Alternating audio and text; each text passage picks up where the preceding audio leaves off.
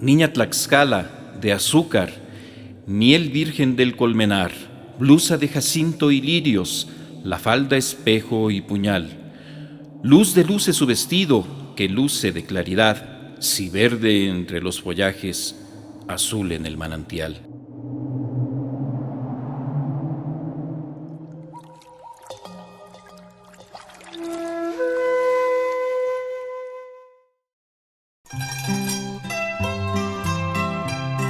Señores que van pasando, yo los invito a escuchar las canciones que el poeta Miguel Lira va a entonar.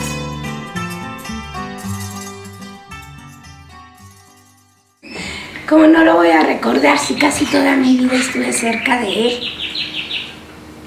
Él es todavía para mí un ejemplo de honestidad, solamente. Más que nada de honestidad, porque él cuando hablaba decía, tenemos siempre que ser honestos, decir la verdad. ¿Por qué hicieron esto? ¿Por qué fueron a mi biblioteca y me empujaron los libros? No fuimos nosotros, sí fueron ustedes. Entonces, esas eran sus palabras. Bueno, su voz era una voz, desgraciadamente entonces no había grabadoras, ¿no? Pero era una voz muy varonil. Él fue, yo lo recuerdo, siempre un hombre con mucha prestancia y muy varonil en todos sus aspectos. Sí, yo a don Miguel lo conocí en México en alguna conferencia. Él colaboraba en una revista que es muy rara de encontrar ahora, que se llama Tribuna Israelita. Seguramente está en la Hemeroteca Nacional. Si alguien quiere ir a la Hemeroteca Nacional a ver qué hay de Miguel, ahí fue donde yo más o menos empecé a leer a Miguel Lira. Cuando Antonio Acevedo Escobedo publicó en el Nacional, en el suplemento dominical del Nacional, que Miguel Lira se había venido a Tlaxcala a pasar sus últimos años como funcionario judicial, ¿no? Sí. Que vino como juez de distrito. Y entonces que como él era muy inquieto, que estaba ya preparando una revista. Y entonces yo estaba en Puebla, en 1953 acababa yo de terminar mi carrera, y nos fuimos a verlo, y de ahí nos fuimos a buscarlo. El juzgado de distrito estaba en la plaza, ¿no? Ahí estaba, ya lo fuimos a ver. Y entonces a mí me dio el primer número, ya publiqué esto, ¿no? Yo me fui a vivir con él vivía en México, pero tuve que ir a vivir con él por necesidades de la vida. Mi mamá se muere, estaba separada de mi padre, y entonces él no permitió que yo me fuera a vivir con mi papá, nunca. Dijo, no, Carmen es de nosotros, de los Lira. Pero la primera obra mexicana que alcanzó más de 100 representaciones fue la de Miguel Lira. Primera temporada del Grupo Teatro de México en el Palacio de Bellas Artes. Este grupo de reciente formación, fundado por Celestino Gorostiza, Miguel Lira, Concepción Sada, Julio Prieto y Javier Villaurrutia, entre otros, hace su presentación con el estreno de Carlota de México, de Miguel Lira, interpretada, entre otros, por Clementina Otero, Blanca Estela Pavón, Ernesto Alonso y Eduardo Noriega.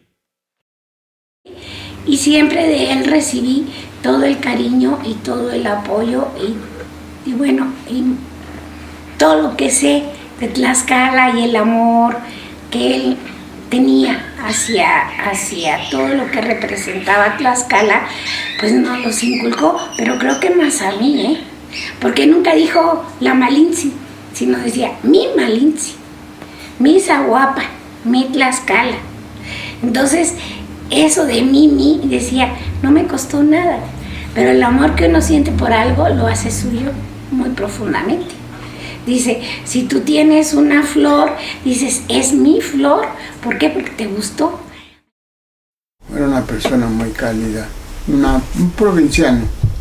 Él nunca actuó como un capitalino, le afloraba lo natural a él.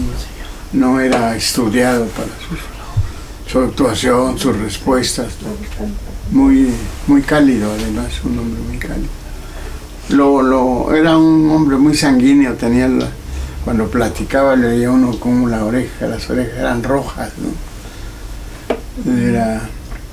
Generalmente el intelectual es muy cerebral, muy calculador, muy pálido, ¿no?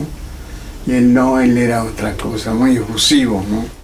Empieza con la idea de traer cultura a Tlaxcala. ¿Cómo? Pues con una librería. No había librerías. Vendían cuadernos y lápices y cosas de libros de texto, pero librería en sí con libros importantes, de escritores importantes, no existía en Tlaxcala. Entonces la primer librería de ese tipo fue La Fábula. Pero pues no tuvo éxito porque los libros se hacían feos y todo, y pues casi nadie los compraba. Tuvimos un día que hacer un remate y en fin, se pedían libros y le daba mucha tristeza que la gente no se interesara en la cultura. Don Miguel fue electo miembro de la Academia de la Lengua, sí, correspondiente. Se entusiasmó mucho, iba a preparar su discurso de ingreso. Dan un año para poder ingresar. Pidió, de manera que él lo empezó a hacer, pero empezó ya a estar mal. Empezaba ya a estar mal. Ya había regresado a Tlaxcala, pero ya no le dio tiempo de tomar posición. Se lo llevan al hospital, empieza a tener mayores problemas, empieza a complicarse todo. Allí falleció. Fue muy doloroso, había mucha gente. De veras, no se imaginan la cantidad de gente que iba a ver cómo seguía, pues estaba muriendo, ¿no? No permitían la entrada a nadie más que a los médicos y a alguien de nosotros de la familia. Ella de haber estado 2-3 días y ahí falleció, en el hospital. En una carta a su amigo el poeta Salvador Cruz le dice: «Bien sabe usted cuánto ha sido mi empeño en lograr para Tlaxcala un lugar en el ambiente espiritual mexicano. Tlaxcala tiene sus voces escondidas, seguramente aún, porque no ha sido posible arrancarlas de su gruta interior. Pero algunas veces sí las he captado yo, y esas son las que me han permitido descubrirla en poesía, en teatro, en novela.